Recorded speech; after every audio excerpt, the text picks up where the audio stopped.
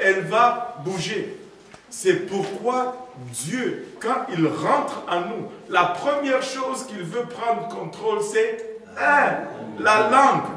Elle est petite, mais elle embrase tout le corps. Ce n'est pas pour rien que Dieu a choisi de parler en langue. Oh.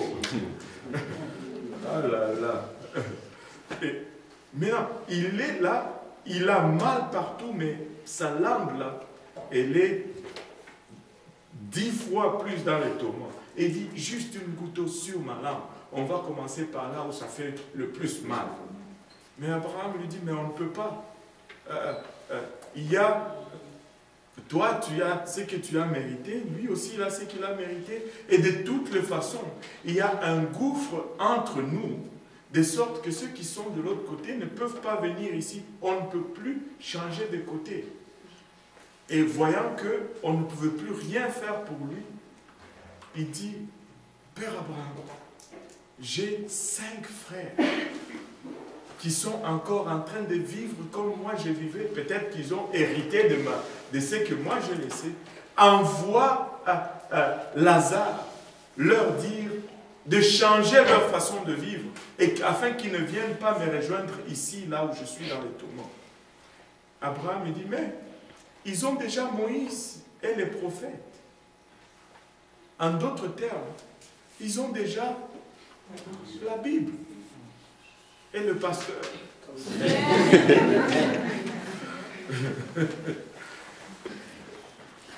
Et là, il dit, non, non, non, Père Abraham, si quelqu'un venait de mort, comme des fois même nous-mêmes nous le pensons, si un mort ressuscitait là, et qu'il leur disait, là ils vont le croire, Abraham dit, s'ils ne croient pas à Moïse et aux prophètes, même si un mort ressuscité, ils ne vont pas croire davantage.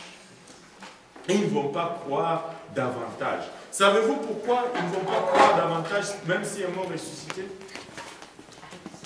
Parce que c'est déjà fait. C'est déjà fait. Christ est ressuscité. C'est déjà fait. Pourquoi refaire encore quelque chose qu'il a déjà fait, mais qu'eux ne croient pas? C'est déjà fait. Dieu a tout fait. Il a tout fait. Et il dit, même si Lazare est venu de mort aujourd'hui, on ne va pas le croire. Il ne va pas croire plus. Il y a des gens aujourd'hui qui courent, il y a telle madame qui a ressuscité là, elle dit ça, ils vont aller là-bas et ils vont, écoutez, même si quelqu'un ressuscite de mort, s'il ne prêche pas l'évangile, moi je ne veux rien avoir avec lui. Parce qu'il n'aide personne. Il n'aide personne. Ils vont raconter des histoires. Oh, Dieu m'a fait traverser. Je suis allé dans cette chambre. J'ai vu ça. Je suis allé dans telle place. J'ai vu ça. Et puis après, les gens ont peur pour un temps.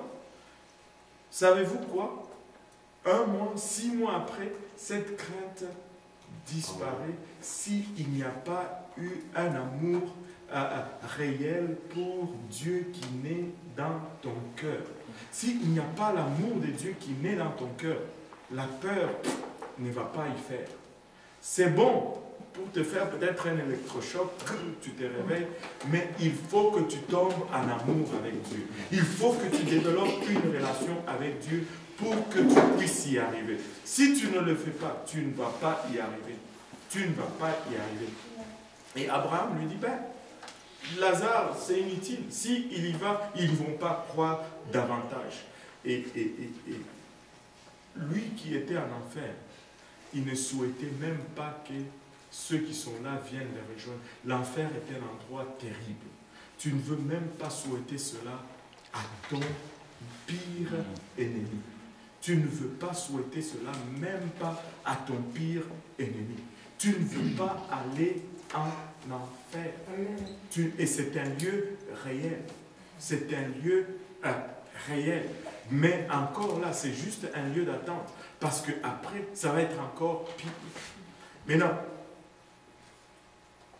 quand on lit ceci, tout ceci, le Seigneur nous le raconte alors qu'il est encore ici sur terre.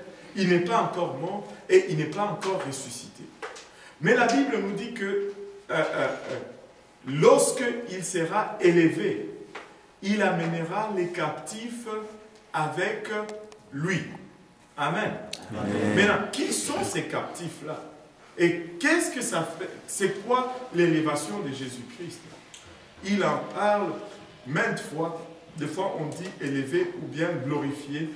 L'élévation, la glorification de Jésus-Christ, c'est tout simplement sa mort. Quand il est mort et il est ressuscité, c'est ça l'élévation, c'est ça la glorification. Quand Jésus est mort, il est allé en enfer. La Bible nous dit il est allé prêcher aux âmes captives. Il n'est pas allé là-bas pour prêcher et dire et ouvrez votre Bible dans Jean chapitre. Non, il est allé pour dire écoutez, vous étiez là en train de m'attendre parce que ces gens qui étaient captifs en enfer étaient dans l'attente de la venue de celui qui avait promis qu'il viendra le libérer. Ils sont des justes.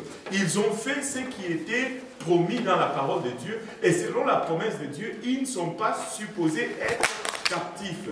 Mais vu que le contrat était encore en vigueur, ils étaient encore captifs du diable. Malgré leur justice, ils étaient encore captifs. Mais Jésus est venu et il a rendu le contrat caduc. Comment il a rendu le contrat caduc? C'est que lui qui n'a pas péché, le diable a commis l'erreur de le tuer quand même. Et dès que le contrat qui disait que celui qui pêche, il meurt, mais lui, il n'a pas péché, on l'a tué, le contrat est violé. Le contrat est violé. Parce que un qui n'avait pas péché vient d'être tué. Et vu que lui, il n'avait pas péché, il vient d'être tué, il est allé là, il dit, écoutez, c'est fait, faites vos bagages, nous partons d'ici. Il a pris tous ces âmes qui étaient dans le sein d'Abraham, il les a amenés dans un autre endroit qu'on appelle le 3e ciel. Maintenant, où est-ce que je trouve ça? Ben, Paul nous en parle. Apo va nous donner le verset tout à l'heure. Paul nous parle d'un homme. Paul nous dit, je connais quelqu'un qui a été laissé pour mort, lapidé, et qui a été enlevé jusqu'au 3e ciel. Et il a vu des choses qu'il ne peut même pas raconter. C'était d'une telle beauté qu'il ne peut même pas le dire. Au fond, Paul le dit de cette façon-là, juste par humilité. Il est en train de raconter son histoire à lui. C'est lui qui a été lapidé. Paul était lapidé, laissé mort, mais Dieu l'a ressuscité. Dieu lui a redonné la vie pour qu'il continue sa mission. Et même la plupart des théologiens disent que cette lapidation a laissé des séquelles dans sa santé physique. Il a prié pour longtemps. La plupart pensent que c'est cet handicap physique suite à la lapidation pour lequel Paul a prié et demandé que Dieu enlève cette écharpe de son corps. Mais Dieu lui a dit, ma grâce te suffit. Et Paul, qui est mort après la résurrection de Christ, n'est pas allé dans le sein d'Abraham. Il est allé dans le 3e ciel. Pourquoi? Parce que Dieu a pris tous ces gens qui étaient là, il est monté avec eux au 3e ciel. Notre lieu d'attente est différent maintenant. Et je pense à Ézéchiel qui nous dit, ou Ésaïe qui nous dit, l'enfer a été élargi. L'enfer a été élargi. Logique. Dieu travaille toujours avec la logique. Cet espace que le sein d'Abraham occupait a été rendu disponible. Et on a tout simplement élargi. Et Dieu sait tout. Il connaît tout. Et parce que plusieurs choisissent d'aller là-bas, ben, on va élargir, on va faire des rénovations. On va faire déménager ceux qui sont ici.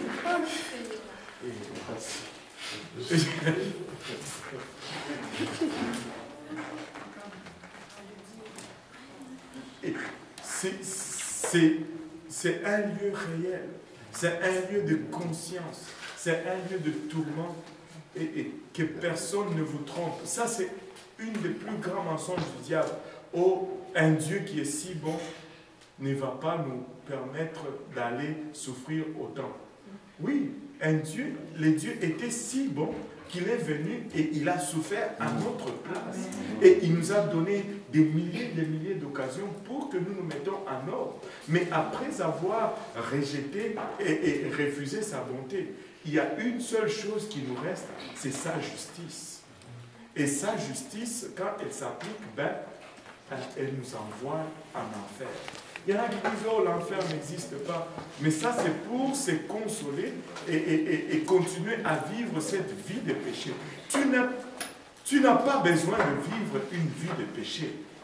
Tu peux arrêter de vivre une vie de péché. Tu peux. Regarde ton voisin, dis-lui, tu peux. Tu peux, mon frère. Tu peux, ma soeur. Dieu nous le dit, nous le pouvons. Tu peux. Nous le pouvons.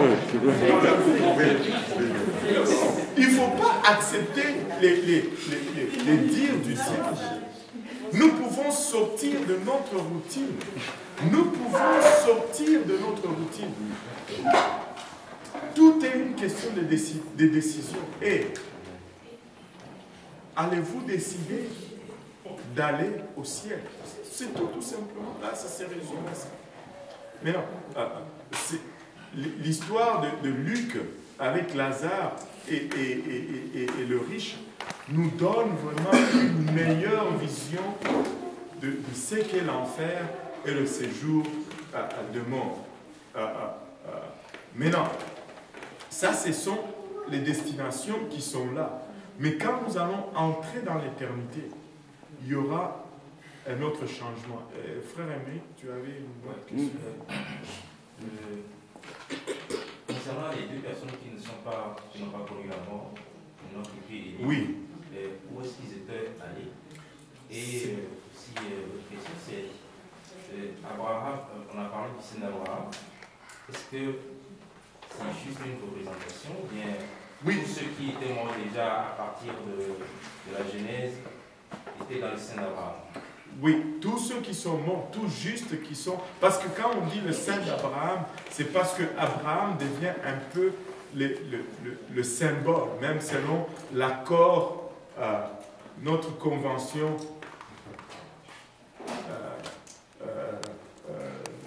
ici sur terre, on dit toujours que Abraham c'est le père de la foi, le père de tout croyant.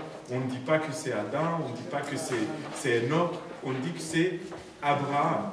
Quelque part, il a mérité ce titre et il devient représentatif de tous ceux qui ont mis leur foi ou leur espérance en Dieu. Ces lieux ne portent pas le nom parce qu'il était là avant, mais ces lieux portent le nom à cause de la signification de ce que Abraham représente. Et ce n'est pas... c'est tout comme... je ne sais pas si je peux dire... on appelle... on va nommer, par exemple, un lieu par le nom de quelqu'un qui a accompli quelque chose, un exploit significatif, bien que ces lieux existaient avant, mais ça devient juste une nomination pour donner un sens. C'est-à-dire, c'est le lieu de ceux qui ont, le lieu de résidence de ceux qui ont eu foi en Dieu. Or, la foi en Dieu est symbolisée par Abraham. Donc, on l'appelle tout simplement le saint d'Abraham. Mais tous ces gens-là sont là. Les Abel,